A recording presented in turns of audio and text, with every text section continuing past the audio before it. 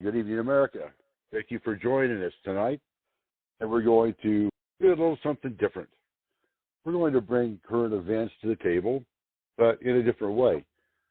We're going to actually perform a similar type of procedure like a grand jury would.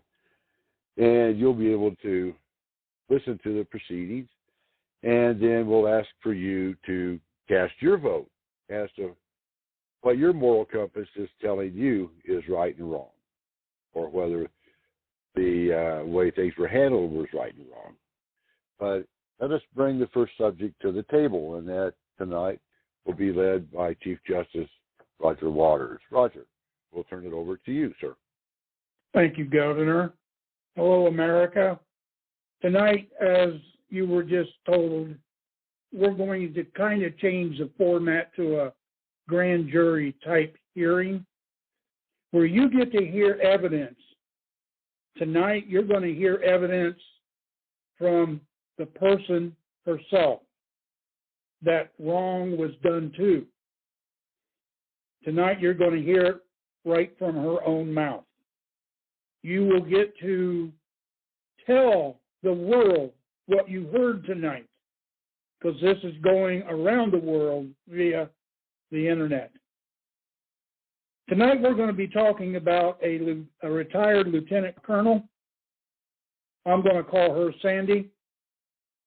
She was a pilot in the United States Air Force. She served 20 years. Her career ended in 2007. She completed a PhD in physics at the University of California, Berkeley. She began teaching at the United States Air Force Academy in Colorado Springs in 2016. To be a pilot in any form, you need physics to help understand engines, rotors, props, forward motion, launching and landing, winds and wind speeds. Tonight she is here and currently a federal civilian employee. She was told she was able to give her testimony as to what happened under the mandates of the COVID-19 shots and tests. Their definition of a mandate, now this is not a lawful or a legal definition. This is what they say. A mandate means to Joe Biden that they have the authority to carry it out as a result of winning an election or vote. Well, Sandy, can you say hello to the people and explain a little bit about yourself, please? Sure. Thank you, Justice Waters. I'm Sandy Marecki. I'm a retired lieutenant colonel, as was mentioned earlier, and I'm currently teaching at the Air Force Academy. Because of my oath to the Constitution, I am completely unable to follow illegal orders, and in fact, am required to report them to the proper authorities when I encounter them.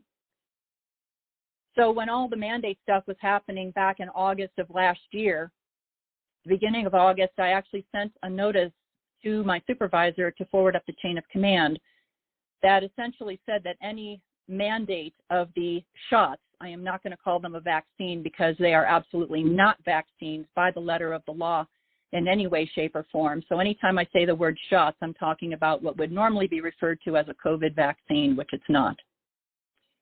And he thanked me, and so did the chain of command. Thank you so much for giving me this information about the federal laws regarding mandates and how you can't require someone to take an experimental anything. Then, of course, on the 23rd of August, the FDA, and we all think that they approved the shots, but in fact, they approved the license application, which is a different thing. Then they lied and said that it was the actual approval of the shots. And this was for the shots called Pfizer-BioNTech Comirnaty.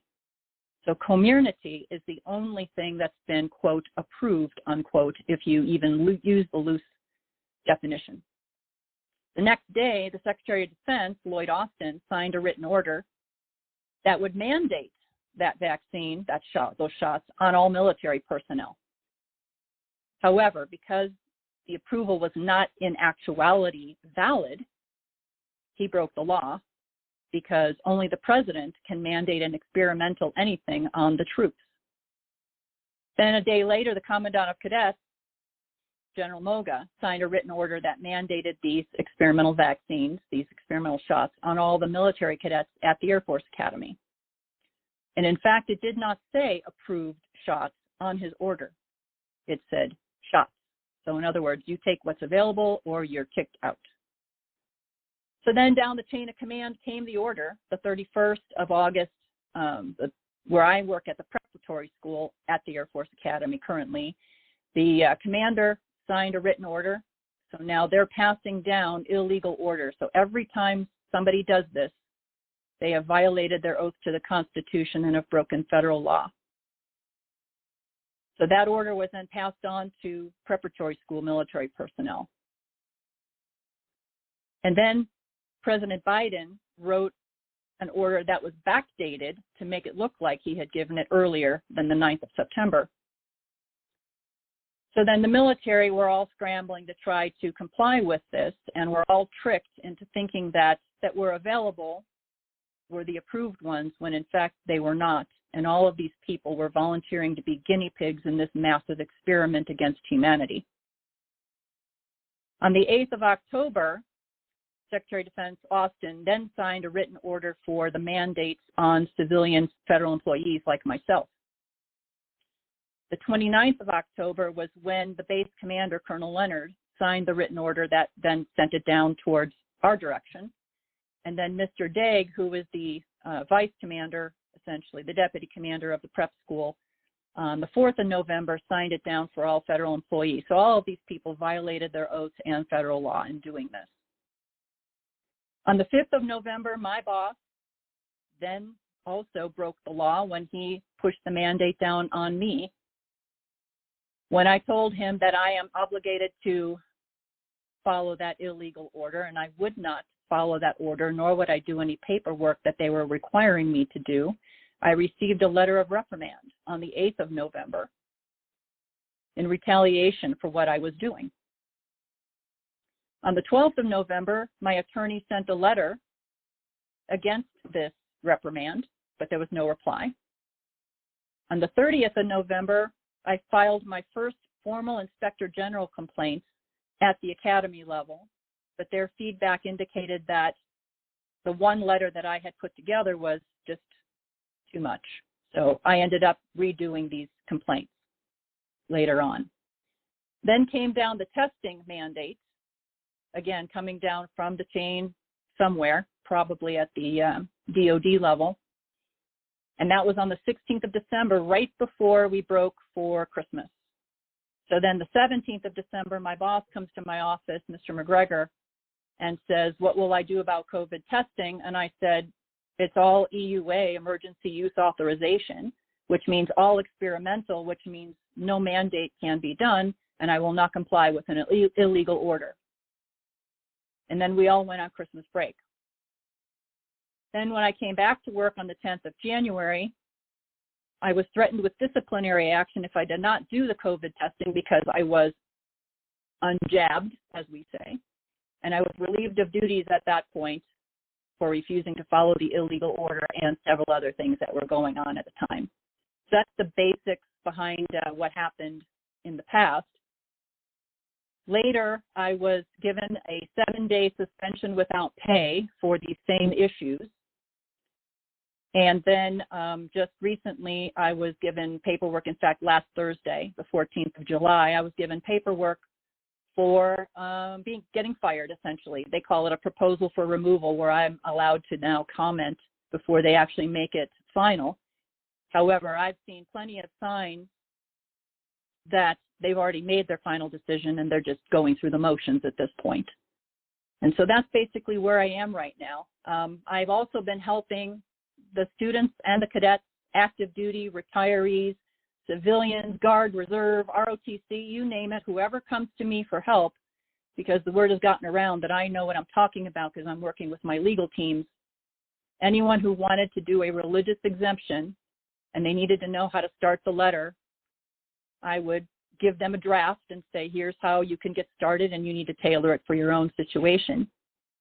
And I was warned back in the November timeframe when I got that letter of reprimand that I was not allowed to talk to the students about this, even though what I was telling them was straight out of the DOD and Air Force regulations about how to write a religious exemption. And so I have no idea what they're considering to be illegal at that point, but that's been part of their charges, unquote, against me. And so I think that pretty much summarizes the situation. Okay, thank you. I want everybody to know, and most people don't know this, even at this time, but when Pfizer and Moderna came out with their so-called vaccine, what it had was nanoparticles that carried other cellular components, such as graphene oxide, and a synthetic DNA that was formed and made in a lab. Now, on June 13th, 2015, the United States Supreme Court ruled on a case that dealt with nanotechnology. They said that they held the naturally occurring DNA segments that they are non-patentable, but synthetic DNA segments are patent eligible based on the patent eligibility requirement of 35 U.S. Code 101, which prevents patents on products of nature. It is important to further recognize that methods of using naturally occurring DNA or non-natural methods of producing natural DNA are still patent eligible. Because of this particular case, the United States Supreme Court also ruled that anyone who takes this type of shot with the nanotechnology will be considered a transhuman. Let me say that again. If you take this shot, you will be considered by law, under the Supreme Court definition, a transhuman, part human, part synthetic. Important for people to know that. Now, in your writing, Sandy, you have said many times experimental vaccine. Can you explain that, please? Certainly. Yeah, as I mentioned before, we should not use the term vaccine because that totally misleads everyone about what these things are. The CDC fraudulently changed their definition of what a vaccine is. The COVID shots do not qualify as vaccines at all. And we knew from the very beginning that these shots don't stop transmission and they don't stop infection because, well, first of all, that was the old definition, that it stops transmission and infection. I mean, you remember getting a chickenpox vaccine or a measles vaccine or whatever like that, and that was going to keep you from getting those diseases. Well, the shots were only tested for symptom reduction. And the companies making the shots even said this in their own paperwork. Companies would normally have been required to do clinical trials with animals first and then people, and very structured progression with review board oversight, and the process would take like 5 to 10 years. And none of this was actually done, of course. We all know this from the, quote, work speed that they did this with. Process had been followed, then this experimental, quote, vaccine would have taken it 5 to 10 years. And so all that we can say about this is actually it's an experimental genetic therapy. And that's by the actual definitions from the patents and the paperwork. So kind of a long answer to your question, but that's generally what is agreed upon now in the honest legal world. Okay, thank you. Now, you've mentioned a number of times that you were ordered to do something you considered unlawful or illegal. Having a military background myself, I know that when orders are given, we are to follow those orders. We take an oath on the enlisted side that tells us we must follow all orders given by the president and our commanding officers. It does not, however, say we have to follow unlawful orders. There is a difference there. That's why we have a UCMJ, our own type of constitutional law inside the military. Now, because you were threatened with maybe getting laid off or fired from your job, kicked out of the service that you were doing for your country, for refusing to do these things, is that called a certain type of crime, Sandy? Absolutely. It's coercion, plain and simple. What is the definition of that, please? Well, I basically think about it as an act of using threats or force to make someone do something against their will. And so this is exactly what was happening, especially to the students who, they're young, 18 to 22-year-olds, generally, almost all 18. And they don't know any better. They don't have any experience with the rules and regulations. And the oath that they took was just something they were told to say when they got sworn in.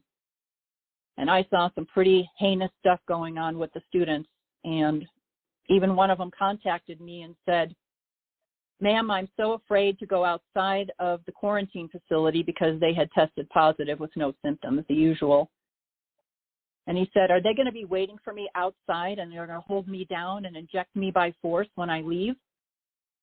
And I couldn't believe that I was hearing this. That's how strong they were being coerced. And I knew that I had to do something about it. I reported it up the chain of command, but I don't think anything was actually done. The students were threatened, and most of them caved in and were coerced into taking the shots, even though they didn't want them. Okay, well,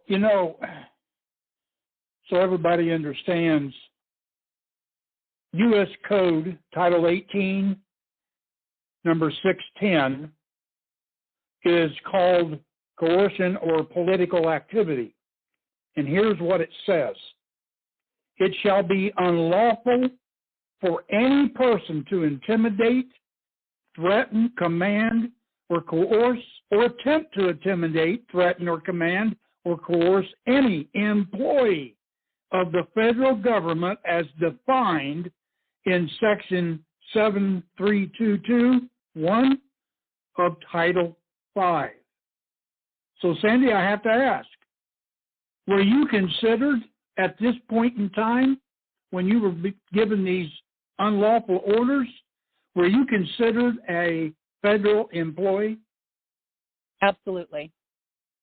Then that means what they were doing from the top all the way down to the orders given to you personally, they were breaking U.S. Code Title 18, 610. Is that correct? Yeah, and that's not the only one that they were breaking.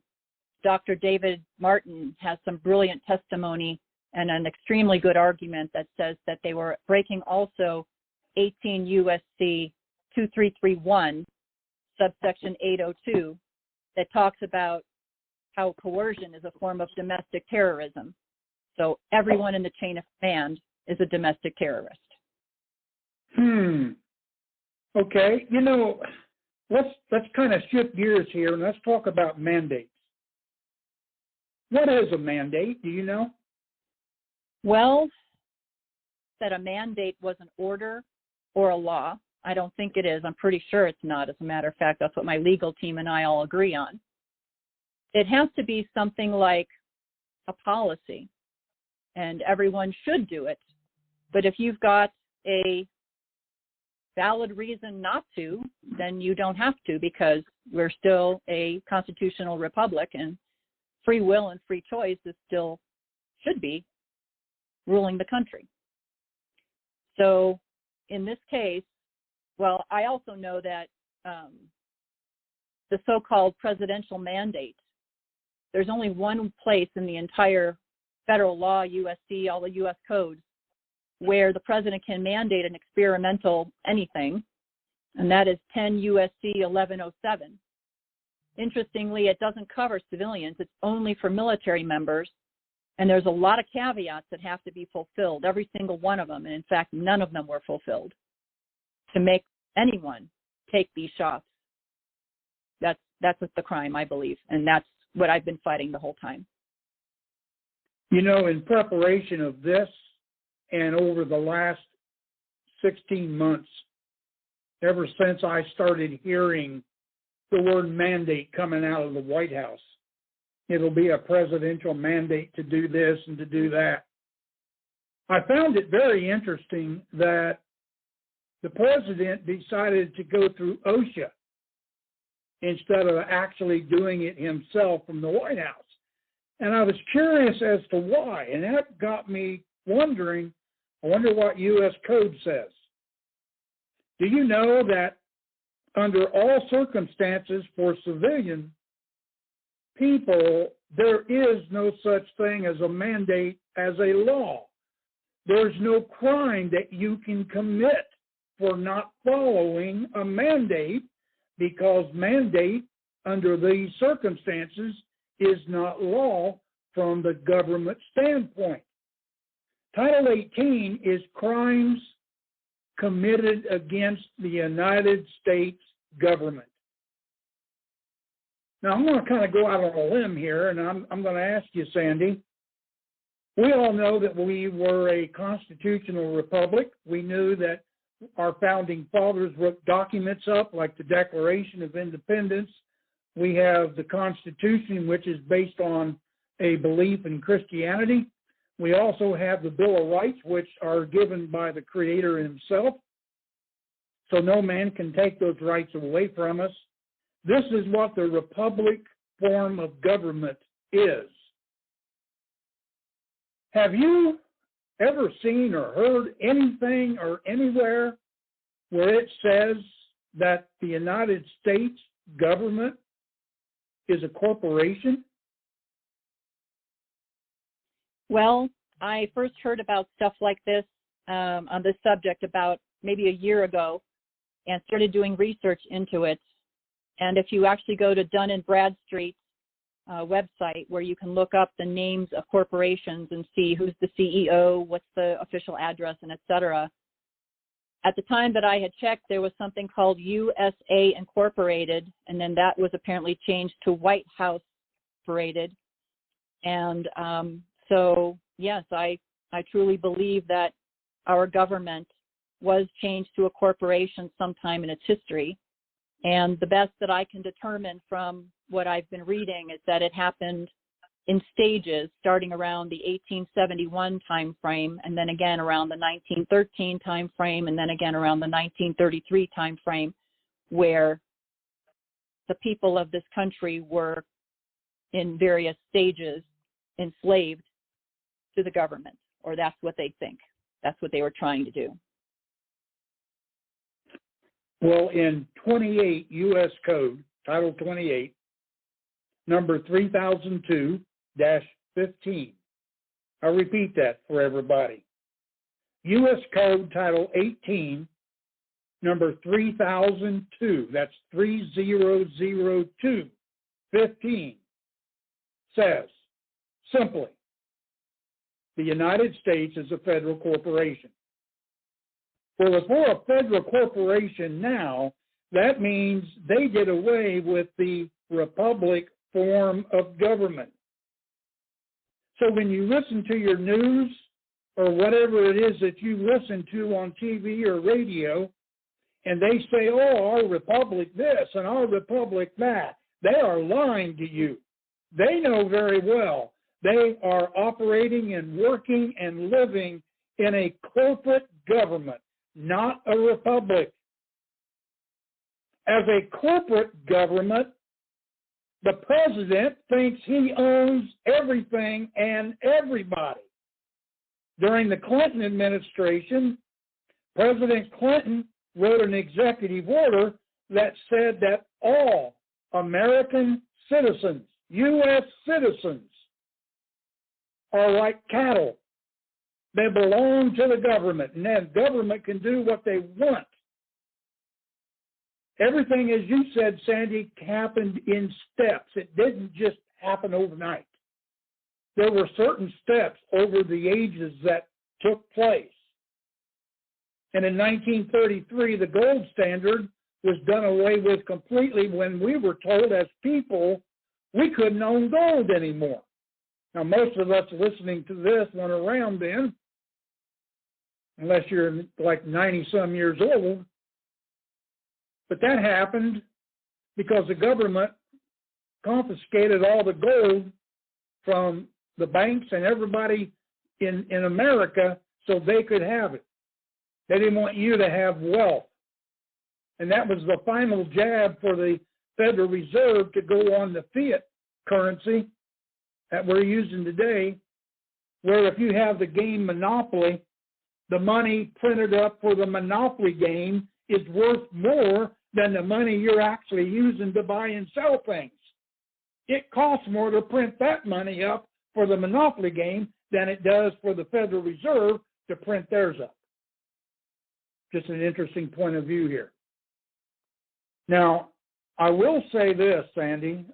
It's amazing to me the knowledge that you have of this, and I'm sure this all came from research and practical and personal experiences, a lot of that which is not pleasant to go through. But whether you are teaching at the U.S. Air Force Academy, right now you are teaching America the truth. And in my opinion, that is worth more than what you could ever teach at the U.S. Air Force Academy. Because you're reaching people from all sects of life, not just in this country, but around the world, letting them know what happened to you.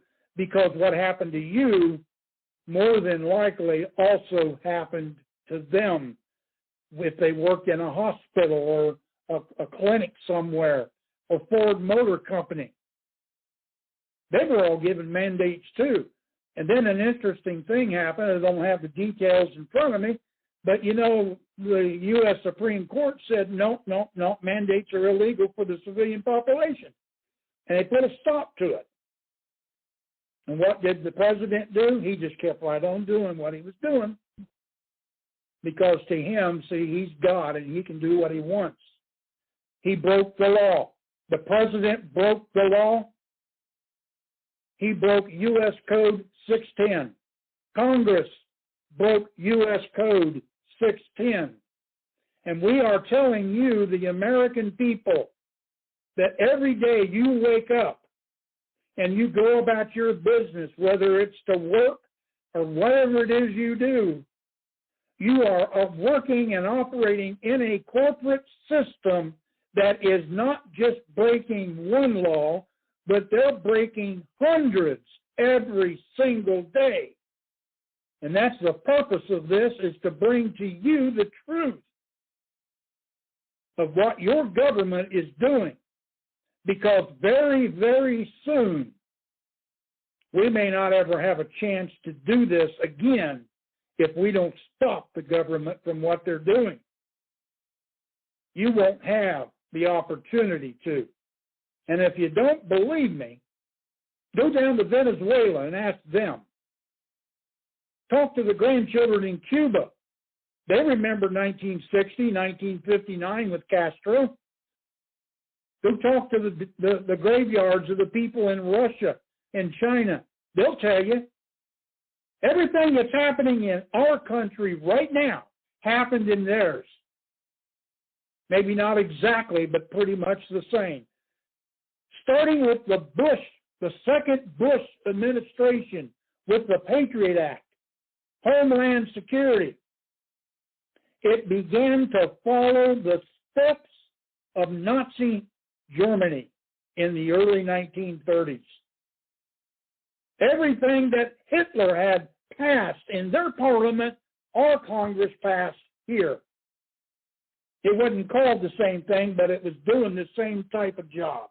What do you I mean, what do you think Homeland Security really is? It's the SS of America. They tell you what to do, how to do it, when to do it, and where to do it.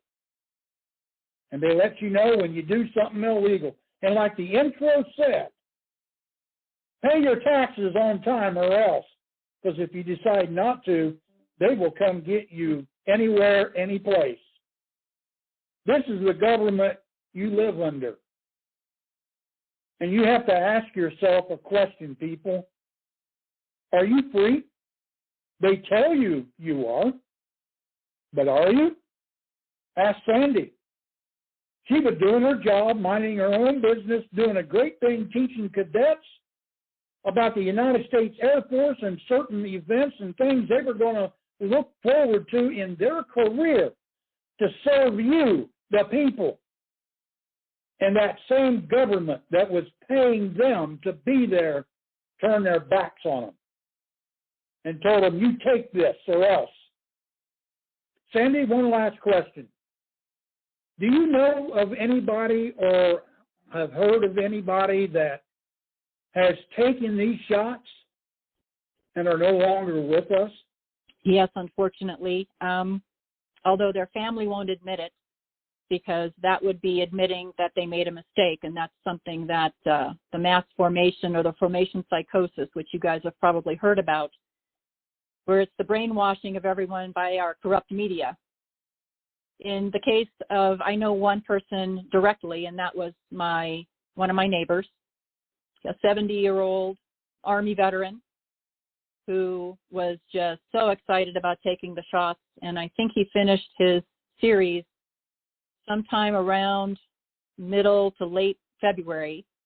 And by the beginning of May, he had raging stage 4 cancer all over his body and was deceased 2 weeks later.